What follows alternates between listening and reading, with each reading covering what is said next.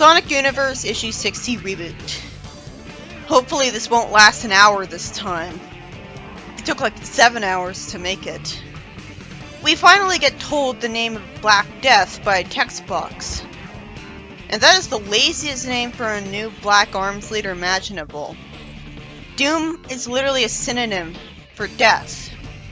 There's a reason that when I first learned about it before reading this arc, I assumed it was literally Black Doom and his name was just censored. This guy doesn't even look black colored, and why did his parents name him that?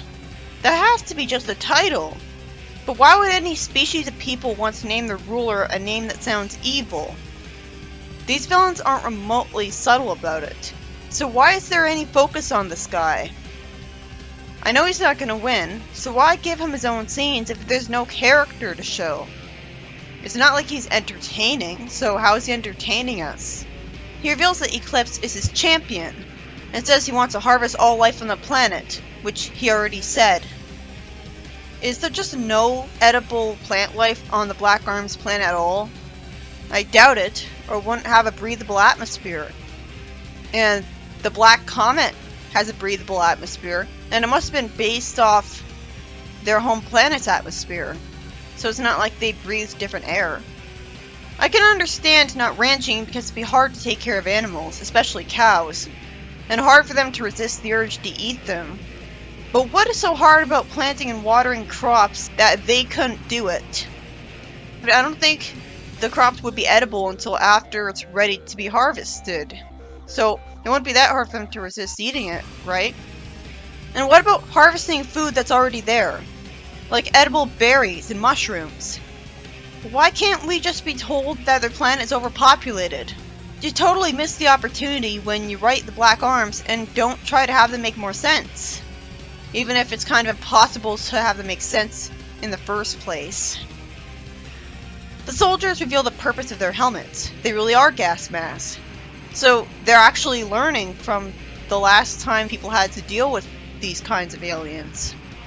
That's smart. And we see the remote eye of Black Death flying around them, explaining how we can see them. Except, unless there's a wireless radio wave connection between his eye and himself, I don't see how this is possible. I guess it's magic. But if the Black Arms had access to magic, they'd have no reason to have to resort to trying to eat an entire planet's worth of life instead of just magicking up food. Rouge says that she told that idiot they should have had the gas mask on from the start. Well, she clearly doesn't have a gas mask over her mouth, and instead is wearing a mirror necklace. She better have it on the next time we see her. And yeah, having a character lampshade the soldiers' stupidity doesn't mean it makes sense to begin with. These are trained soldiers. They had their gas masks on from the start of the previous issue. They'd have no reason to take them off. And one soldier can't be disobedient to the rest without consequences. Why did only the humans have gas masks and not Rouge and Shadow? It certainly didn't look like she had a gas mask. Why would her gas mask look different from theirs? Why didn't they wear them from the start, aside from them not looking good? And also the whole time I'm wondering why the neurotoxin didn't affect them at all before they put their gas masks on. Is it realistic that it wouldn't do anything to them if they only breathed it in for like a couple seconds? A soldier reasons that things worked out well because the aliens wasted time trying to gas them, and now they've got time while they figure out a new plan. How much time? It took just a few seconds to gas them. Rouge talks as if the military never had any real intelligence, and isn't reprimanded for it by any soldier. The higher ranks really can get away with anything. She's a jewel thief, and she's still high rank. And if we take Sonic X into consideration, and Flynn has with Shadow, Gunn forced her to join them. And she idiotically wastes time asking a robot if he's affected by the neurotoxin. He shouldn't have had to say this. What is it about the members of Team Dark and interacting with Omegas if they don't even know who he is? Black Death complains that none of the other races they've consumed were this much trouble, because Mobius is special. I guess only it has chaos energy magic powering some people up, except this guy and Black Doom have magic. He should have said species, not races, which are subdivisions within the same species. He tells things called black annelids to destroy the invaders. So are those a race of Black Arms? It'd be much more confusing if they came from a planet that somehow had multiple forms of intelligent life native to it, when we're lucky we even have one subspecies. And if they literally destroyed the invaders, they wouldn't be able to eat them. With Black Death's hood or something, he reminds me of Emperor Palpatine, but I don't know why. I've never watched Star Wars. If that was an intentional reference, then that's lazy. He tells Death's Eye to stay with him. Oh, so Death's Eye is a separate being from him that he can order around, rather than an actual body part belonging to him. Wouldn't it be so much more simple to just have a flying camera for him? How can a fully organic being transmit camera footage to him that appears on a screen? If he was magical, wouldn't they be able to zap up food for themselves? This is overly convoluted. Wouldn't it have made a bit more sense if he was just able to see through his third eye, and the third eye was psychic? So it saw stuff anywhere that he wanted, and we were told they couldn't just zap up food? He talks to the Death's Eye, but later we find out that he talks through it. Is it a separate being or not? He says that he's going to personally ensure Eclipse gets the job done, sounding genre savvy, because he's worried that Eclipse is still distracted with wasting time converting Shadow. So a character is being smart. He's still gonna fail. What is the point of these doomed to fail villain scenes? I know, padding. Because the plot's too basic as it is. We could just see him when Shadow sees him, and not get repetition after he says what he's going to do. I expected to see Shadow again at the start of this issue. Shadow somehow wastes time telling Eclipse and the Black Arms to get out of his way and spare themselves a beating, instead of instantly trying to attack them, and always attacking them the whole time he's in a scene with them like a real person. But Eclipse says he doesn't want to be blown up by that bomb of his that he knows about. I guess at some point, one of the Black Arms was spying when that soldier waited until after they reached the Black Comet to tell Shadow what the nuke was for no apparent reason. Even though we weren't given any indication there was a spy there. I guess Death's Eye was there. And like, the gun commander clearly told the soldiers about the nuke, and Shadow was there. So there's no reason that Shadow would be told about the nuke again. It would just happen so that Black Death would find out about what the nuke was. More likely, Eclipse and the others just assumed the strange metal thing was a bomb, even though it looked more like a laser cannon if anything. I can at least get points for the fact that the bomb didn't look like an obvious cartoon bomb. Again, Flynn proves my point that he writes idiots way too much. Shadow just learned an issue ago that he can't use chaos control here, and he tries to use it again anyways, when you'd think his failure would have been a shocking, memorable experience, especially since he got attacked for it. In SA2, Shadow was smart because he was the one manipulating Eggman to do what he wanted, even if what he wanted was wrong.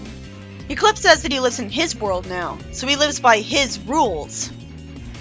So the logic is that Shadow can't use chaos control because Eclipse can. At least I assume Eclipse can. Okay, I can understand only one person at a time being able to freeze or slow down time. I can't understand only one person at a time being able to teleport. Shadow should still try to teleport everyone to the sun, or teleport their various body parts away from each other. How many other franchises out there have had multiple people able to teleport just fine? Even in this franchise, Sonic teleported out of the falling escape pod in SA2. And in the final battle with Sonic in SA2, Sonic used Chaos Control too, in a fight that in canon had Shadow teleporting as well. I can only assume that Shadow was only not able to use Chaos Control here because he tried to freeze time. But he should have tried to warp them away, or warp away instead as his first move, since all he can do after freezing time is deal out the same attacks he would have tried anyways. But I guess he was gullible enough from being young and naive that when he was told he couldn't Chaos Control period, he just believed him. Also, Eclipse being able to use Chaos Control without any hint that he has a Chaos Emerald just highlights how convoluted and confusing it was that the Chaos Emeralds or even Master Emerald were never stated to have been used to give Shadow his powers while he was first being created, even though that's where the Chaos Energy has to come from. These two have Chaos Energy for no reason. Maybe it's because the Black Arms are born with Chaos Energy for no reason, or more likely, just their leader is. So, the leader of the Black Arms can use Chaos Control to teleport and freeze time, but he can't zap up food whenever he wants. Why would they even need to directly go to a planet with a spaceship and invade it? Couldn't their leader just go look at anyone on the planet and teleport them to him? And do the same for everyone there? Of course, they still have to go to the planet directly so he could see people and warp them to him, because how could he imagine people if he doesn't know what they look like?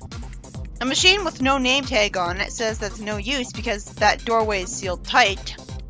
Is that a person in armor? Because their text box isn't the robot type of text box. But he's not explained in the slightest. And Omega says he could blow up in a new door. And a soldier says that they don't know where that door would lead. Common sense, how about that? There's a rumble and the heroes get threatened by what look like giant green monsters with interesting looking mouths. Rouge says to run and gun and not let them target them because they're somehow living missile launchers. The Black Arms have living missile launchers, but can't be ranchers or conjure up food. The soldier tells Giga Trooper to secure the nuke while a Spider Troop will form up on him. I always wondered, why did they come up with the name Spider Troop? Rouge's dialogue sounds like the dialogue of a soldier commander, not a jewel thief. In fact, I assumed it was coming from the soldier at first. Omega gets told to make a door by blasting at the wall. A soldier says to the Spider Troop to save the fuel using controlled bursts with their rocket packs, which is also smart. And I get pissed at how insulting it is that Rouge doesn't have a gas mask over her mouth. Sure, she looks better this way, but you know the writing is bad when it cares more about merely looking good than being good. If they wanted to be Sonic-like, and thought gas masks over the characters' mouths weren't Sonic-like, they should have simply had bubble shields for this. Rouge tells the soldier that they can't move on without Shadow, even though they don't know where Shadow is, and can't possibly go reunite with him. And the soldier lampshades that Shadow is their guide and left them to be ambushed, so they have every reason to leave. He shouldn't be the one smarter than Rouge, their commander. Rouge thinks he might have been ambushed as well, at least, as I wonder how a soldier is being rude to his commander just fine. I'm pretty sure the military punishes people for being insubordinate. The soldier reasons that Shadow can use his teleporting and creepy mind link to find them while the mortals are leaving this death trap. Omega says amusingly to not worry about Shadow because he's almost as strong as him. I don't blame him for saying this at this point. Rouge says down we go and they all fly down, with the soldiers using jetpacks to do so. I like that the soldiers are being portrayed with futuristic technology taking advantage of the fact that it's Sonic. The asshole says they should pull up the mission map so they can push for the interior and lay down the bomb, which was called a nuke earlier, not a bomb. I guess censorship finally happened. I'm gonna keep calling this soldier the asshole because I wasn't told his name. They aren't even consistent about giving characters name tags, and are more likely to do it when it's a waste of time. He's told that their navigation sensors have scrambled and their coordinates are no longer accurate. Huh. How? And there's no explanation. Also, coordinates are determined by a satellite figuring out where you are on a specific planet. So, shouldn't they just say location? How do they determine coordinates for a comet? How do they even have a map of the Black Comet at all? This is the first time they've ever been there. It wouldn't have killed them to show the characters finding a map. These Black Arms are in the business of exhausting an entire planet's worth of food all at once instead of ranching and farming. But they're advanced enough to do this. To scramble navigation sensors. Rouge wishes they had someone with insight into this place who could help them, and she unlikably tells him that he left Shadow behind, even though they should know that they had no way of finding and reuniting with Shadow at that point, and they had no choice but to do that. What a bitch. And the asshole calls her Lady, because the writer wants us to hate him, and says that he's suddenly head of this unit. He is? I thought Shadow and Rouge were the highest ranking ones. Because they don't have to have uniforms. And Shadow can get away with being rude to the gun commander. I'm not counting this as a they're not allowed to change outfits thing, because I don't think they would have worn uniforms in the preboot either. Rouge says that their unit is merely the escort for Team Dark, and they follow Rouge. He tells Rouge reluctantly to lead them because they're easy pickings if they wait around, even though they'd be in just as much danger either way. What makes Rouge think that she'll lead them any better than him? At least this plot is more exciting with actually things going on than a story focusing on Eclipse talking to Shadow. Omega says that he detects sounds of falling liquid this way. Can't he just say here? I don't care that he's a robot, he was still programmed by a non-robot. He says that another vertical shaft suggests access to deeper into the comet. Rouge probably tells Omega to stay here, and Shadow finally asks what the audience was, asking Eclipse how he's blocking his chaos control. Eclipse already tried to explain it to him though. Shadow's still able to use fire from his shoes against him. Eclipse says that they're of one blood, so chaos control is just part of who they are. But there's no way all Black Arms can use chaos control, or we would have seen it, and they'd be unstoppable. Like, even the regular ones would just teleport people away. So he must only be referring to the fact that he's his brother. It really would have been simpler and made more sense in the Sonic series if they only had chaos powers from the Chaos Emeralds. It's right there in the name. Unless the Chaos Emeralds originally came from the Black Arms planet, like how the Emeralds came from Drac and Fleetway, this is a bit confusing. We were never told that the Black Arms had any Chaos Emeralds of their own. Shadow arbitrarily thinks that's impossible, and Eclipse creepily grabs his head, and takes until now to tell Shadow that after he finished off the first Black Comet he saw, Black Death had been left behind by Black Doom to finish another conquest, and the last of the Black Arms endured. So, why did Shadow need to be told about this? Shouldn't it have been immediately obvious that the last of the Black Arms were still around somewhere else because he's been seeing them all arc? The link to their hive mind is limitless, so through the Master, which is not simply calling Black Doom for no reason, Black Death found out about Gerald Robotnik's betrayal of them and knew about Shadow. And so he took someone already alive to make him the ultimate life form in an egg-shaped thing. Either that, or he was just made and was still sleeping? Why was an alien shown pulling the egg thing then? He keeps telling Shadow what he already knows, and the word extension is misspelled, like in some of Pander's stories. There's a second T there for some reason. It's somehow not explained why Eclipse is free to act of his own accord and fight Shadow on his own terms. Why would the people who created him take the risk of letting their ultimate life form, who was only made to serve them, have free will? To be fair, what reason would he actually have to betray the Black Arms he spent his whole life with? Then he says that the Black Arms are nearly extinct and asks Shadow to join him so that the Black Arms would live forever and the worlds would fold to them. And he's expecting that alone to convince Shadow, expecting Shadow to have any kind of attachment to a species like this. Shadow surrounds himself with fire and says that he destroyed him once. No, he didn't. Eclipse says that he doesn't need to fight them and can come home. This is a waste of a panel that makes him look like an idiot. He's not even trying to convince him, and he somehow doesn't understand Shadow's point of view. How could he not know that the Black Arms are evil? We've never seen any of them do anything good. Plus, they're both fighting for their planet. The Black Comet is like a planet to Eclipse. He doesn't want his world as he knows it to be destroyed. And Shadow doesn't want that for his own world. They're not so different, but they can't understand each other. Shadow wastes time saying that he made a promise to protect that world as he's surrounded in blue light as if he's using chaos control in the Shadow game. Out of nowhere, Eclipse starts losing control and asks for a little help as we see Black Death. And suddenly now, Shadow doesn't seem in control anymore. Then Shadow bounces off something as he's told that there's no escape from Death's eye, and we get an overwhelming amount of text bubbles with tiny text that create the effect properly as Shadow is focused on his own memories a lot. Eclipse says that promises were made to be broken, like an unrealistic one-dimensional cartoon villain, and he says there's nothing on that world for an immortal like Shadow. Again, unrealistic one-dimensional cartoon villain. Especially since it's not stated that the Black Arms are immortal, so he would outlive everything anyways, even if he stayed on the Black Comet. Shadow isn't even trying to tell him anything good about his planet, like roller coasters or video games or television. Eclipse says that one day Shadow will outlive all the friends and even rivals he has, and knowing Shadow, who else would ever bother trying to be friends with him? That's not an argument to join cartoon villains. Why are they even trying?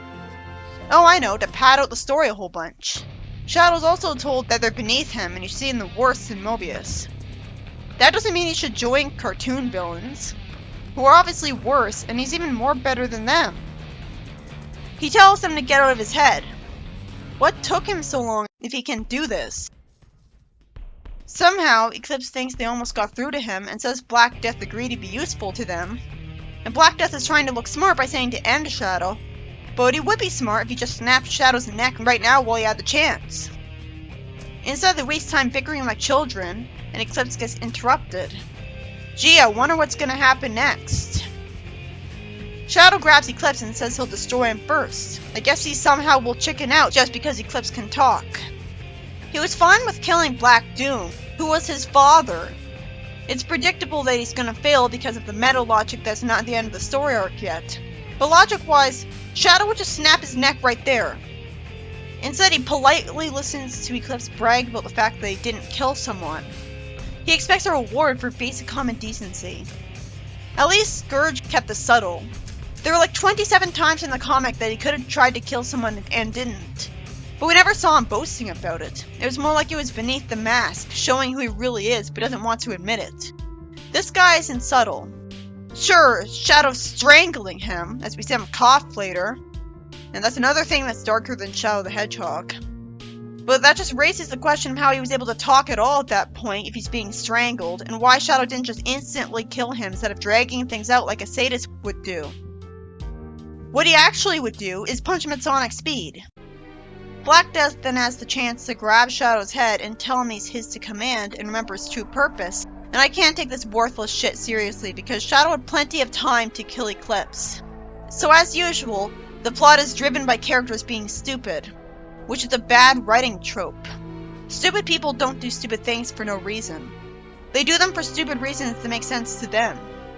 And at no point did Shadow express affection and attachment to Eclipse just because he said he was his brother. If anything, that should make him even more creeped out and adverse to him.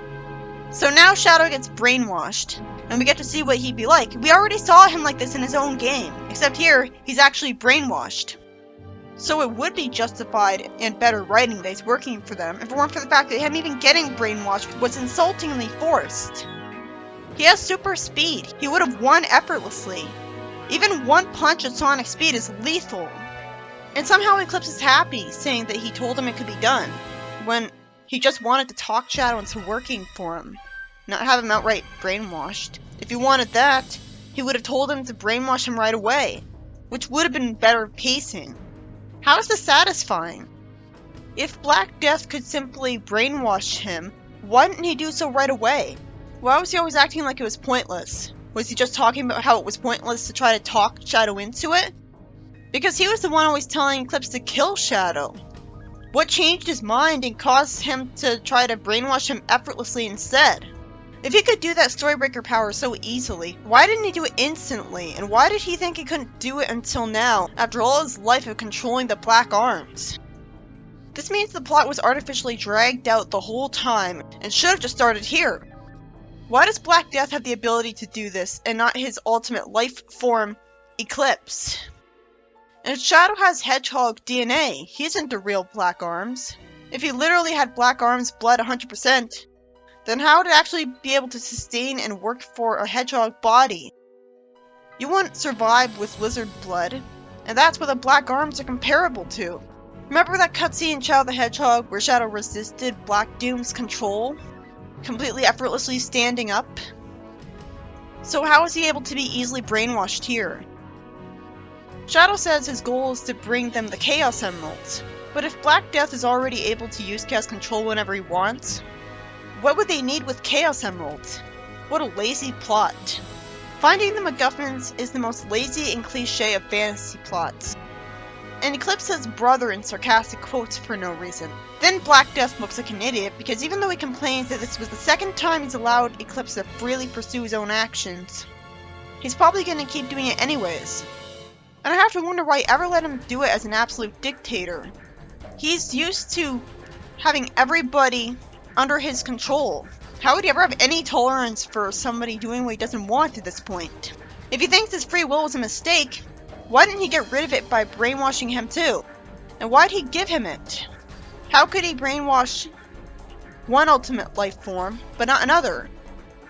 Eclipse confuses me by saying that the Dark Arms will be their finest soldiers. I thought the Dark Arms were the Black Arms that were on the Black Comet too. They weren't the soldiers already? I don't understand why Eclipse doesn't look anything like Shadow. He's supposed to be related to him. You'd think he'd at least be black and red, which is the one thing Shadow inherited from the Black Arms appearance-wise, because it wasn't planned to be related to them all along. Then suddenly Black Death can show a hologram out of his third eye, showing what the Death's eye is able to see. This is either science or magic, so he's able to do this, but his species hasn't reached the point of ranching yet, so the whole arc's still forced. He tells the army to bring him their bomb, which at first is understandable, because of course he doesn't want himself and his whole species to die. So of course he thinks he's in the right. But then he's unnecessarily evil and stupid because he wants to use the bomb to punish the world below before they harvest what remains. Evil and stupid. Can you tell he wrote this? Again, we weren't told he was supposed to be an idiot. He's not meant to be comedy relief. He's a generic bad guy. If his whole motivation is that he wants to feed his people, why would he plan to blow up their food so that they have a lot less of it to harvest?